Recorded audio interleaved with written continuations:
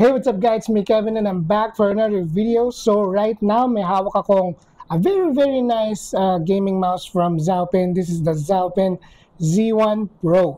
So if naghanap kayo ng bagong mouse, especially yung mga ganitong shape na egg type, parang siyang yung Razer Orochi V2 or yung G305 or yung Fantech Aria X7, parang gano'n na tayo. If you're looking for a ganong shape, at meron kayong small to medium size hands, this will fit right for you. So, magkano nga ba yung bili ko dito? I bought this in Shopee. Nabili ko siya around, I think 2,000 pesos, kasama na yung voucher. So, ililink ko sa baba ko saan ko siya nabili. It arrived around 1 week bago nakarating sa akin. So, if mahilig kayo sa eggshell type, naghanap kayo ng best, quote-unquote, best na egg-shape type na gaming mouse, this will, try nyo to.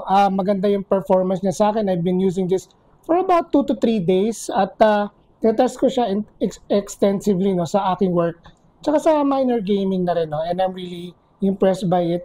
And of course, syempre, may mga mas mura ba dyan na ganito rin yung shape.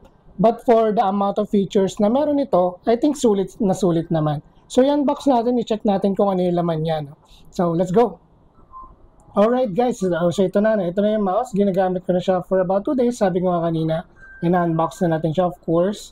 Nandito yung box niya, very simple lang. Yung Z1 Pro here. This is the logo. Wala naman masyado. Yung inclusion niya is, of course, meron siyang extra na mouse feet. Though, may kasama na siyang mouse feet dito. Sa ilalim niya, meron din siyang Bluetooth and yung wireless mode. Yung 2.4 wireless mode.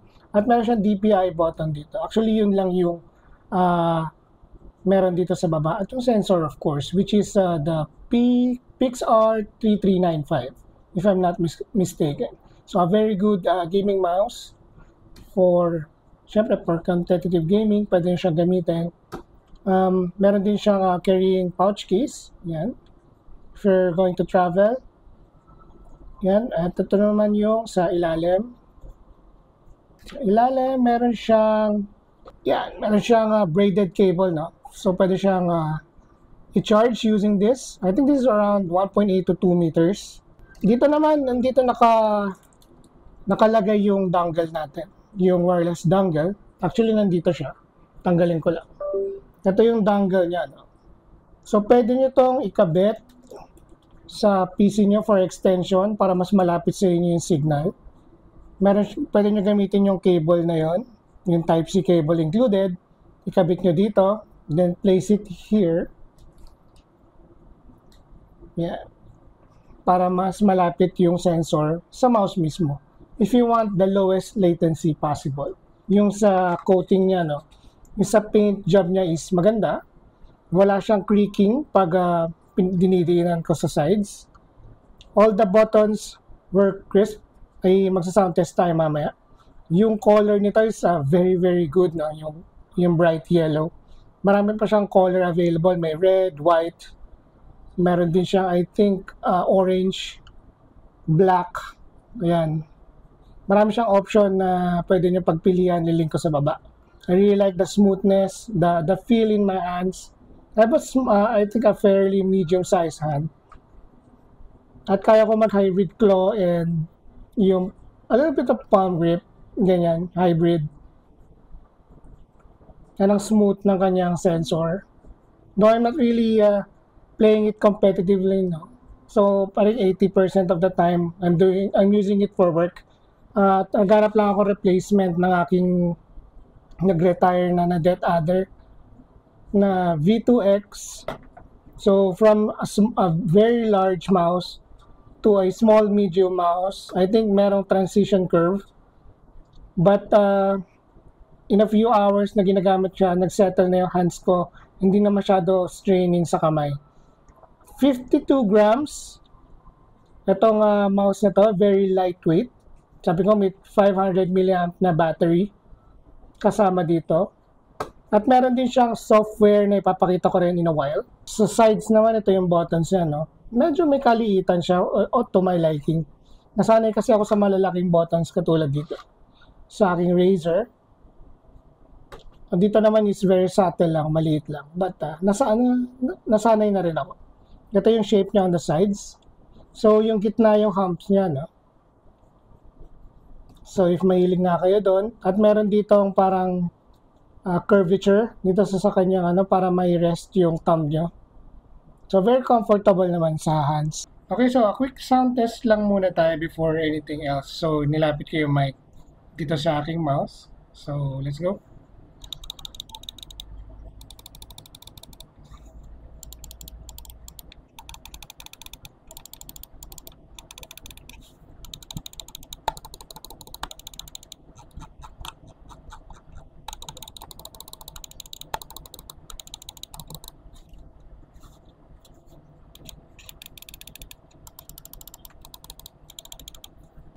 Okay, so guys, ito na yung software natin, na download na natin siya, no? So, yan. Una nyo makikita is ito, madidetect ng software. It's Chinese software from Zhaopin. Ayan. So, may English version naman siya. So, yan yung mauna nyo makikita. So, yung may debounce time dito, 8ms. So, you can customize yung buttons here. So, as you can see on the screen, no? Pwede nyo i-customize yung buttons kung ano yung prefer nyo. You can create your own profile here. Up to 4 profiles pwede nyo i-save. So, yan. So, yung next option is here. Makikita nyo yung, meron kayong pwede nyo gawing 6 stages yung DPI nyo. Pwede rin isa or dalawa lang if you're scrolling through DPI settings. So, ako nasa 2,000 siya.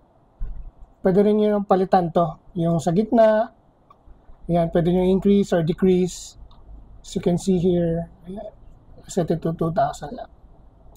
Yan, yung polling rate niya, I set it to maximum 1,000. So, 1,000 lang yung polling rate niya, no? So, you can buy a separate dongle for 4K. Para kung talagang gusto nyo mas accurate, you're for more competitive gaming, you should buy the separate dongle for 4K use. So yan, meron dito ripple control, angle snapping, motion sync, ayan, peak performance. Though naka-off yan lahat sa akin since I've been using this for office work lang naman, most of the time. So yeah, so dito naman sa M mode, macro mode. So yan, ito yung mga options natin. Though I'm not really using this, no. You can save a programmable magkakasunod na clicks if you like.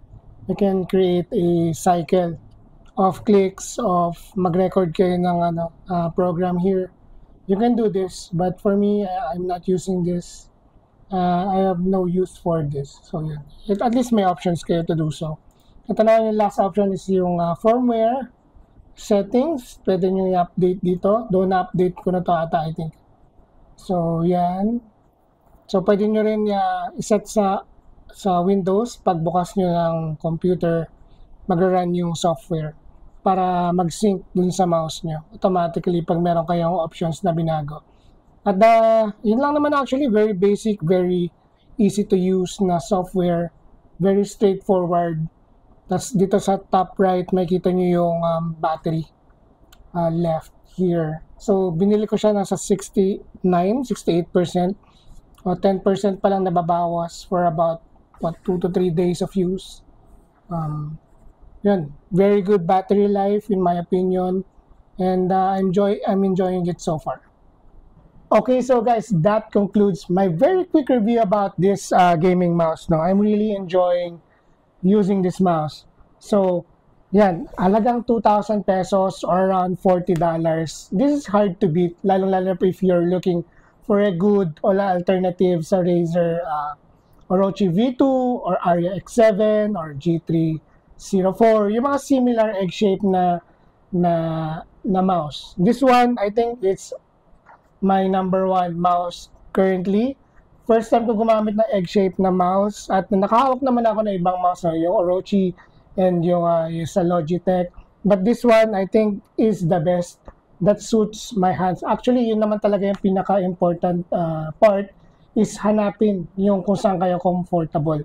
But this one, I think I found it. I am gonna use this long term, and I'm really enjoying using it. Yung ease of use, yung build quality is top notch, maganda yung build quality niya, yung paint, yung lightweight niya, yung bigat, yung hindi mabigat, magaan sa kamay, tsaka yung comfort niya sa kamay ko. At yung smoothness niya at yung syempre yung battery life niya, tumatagal din talaga. So I'm really impressed and I'm really enjoy using it. And hopefully, pag nabili nyo to, ganun din yung ma-experience nyo. So thank you guys for watching. Hopefully nakatulong ako sa paghahanap nyo. Or if ever may questions kayo, feel free to comment down below. Lahat ng mga specs ng mouse, ililink ko sa baba. At kung saan ko nabili, click nyo na lang doon. So thank you guys for watching again and I'll see you guys on my next video.